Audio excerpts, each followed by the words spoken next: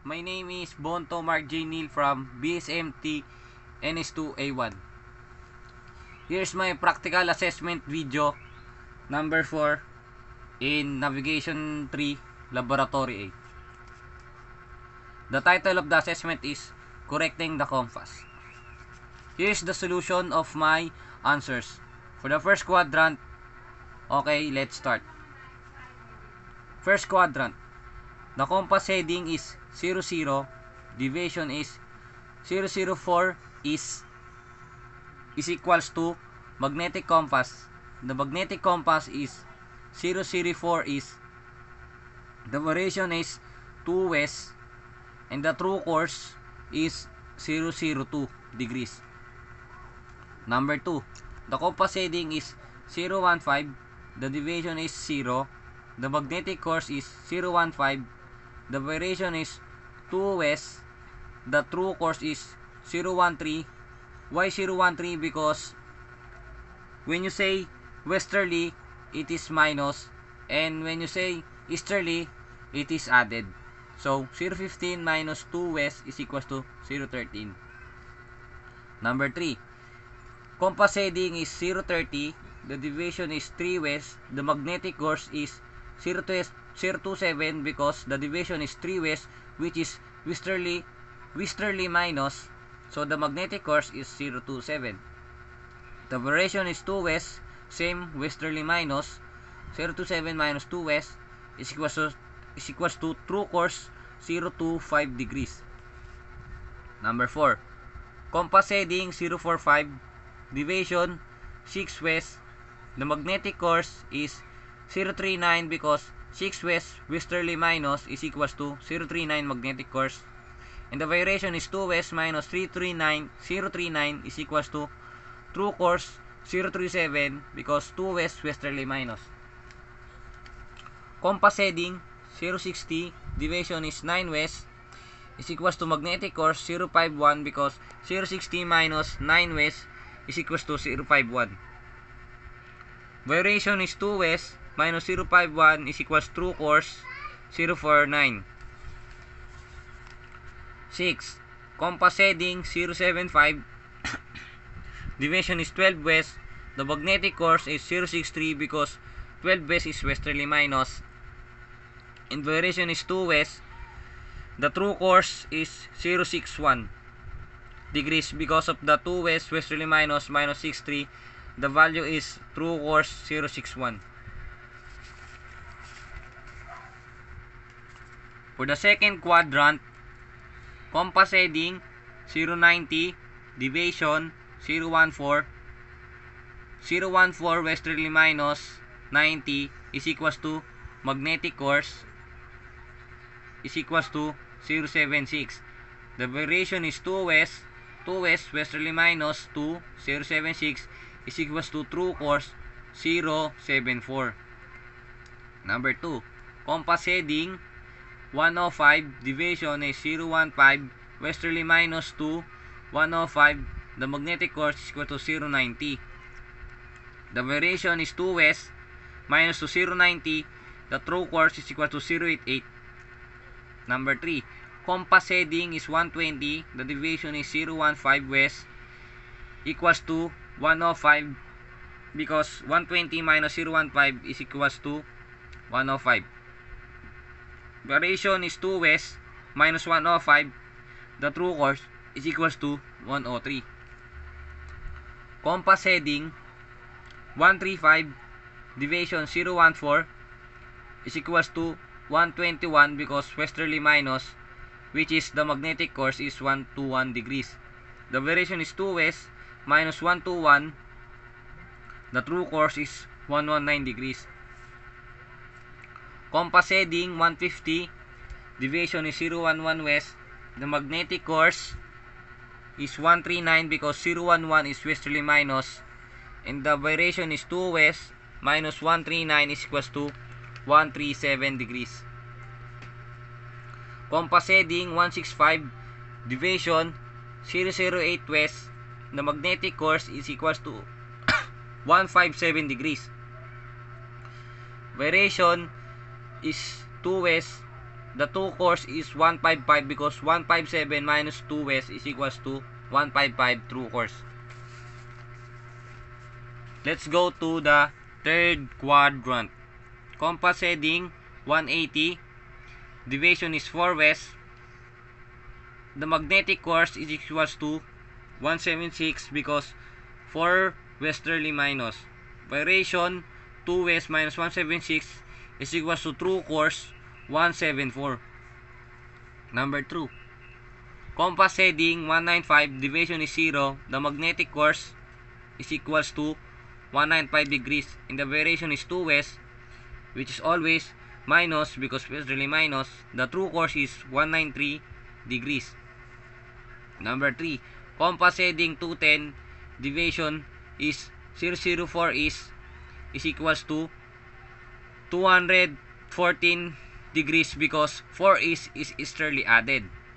And then for the variation is 2 west, the true course is 212 because 2 west is westerly minus. So this is the true course, 212. Number 4. Compass heading 225. Variation is 008 is. The magnetic course is 233 because 8 is easterly added.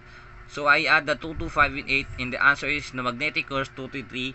And then I will minus the 2 west. The value is true course 231 degrees. And the compass heading for the number 5 is 240. Deviation is 12 is. The magnetic course is 252 because 12 is plus 240. 12 is easterly added, so it will add to the value of the magnetic course is 252. And the variation is 2 west and then minus to 252 because 2 west is westerly minus. The true course is 250 degrees. Number 6. Compass heading 255. Deviation is 14 is. The magnetic course is equals to 269 because 14 is easterly added. The variation is 2 west. The true course is 267 because 2 westerly minus 269 is equals to 267 true course. For the last quadrant, which is fourth quadrant, compass heading is 270. Deviation is 15 is. The magnetic course is 285 because 15 is easterly added, which is 285 the magnetic course. The variation is 2 west minus 285. The true course is equals to 283 degrees. For the compass heading 283. Deviation is 14 is. Magnetic course is equals to 297 because 14 is easterly added. And then minus 2 the variation of 2 west. The true course is equals to 295 degrees. Number 3.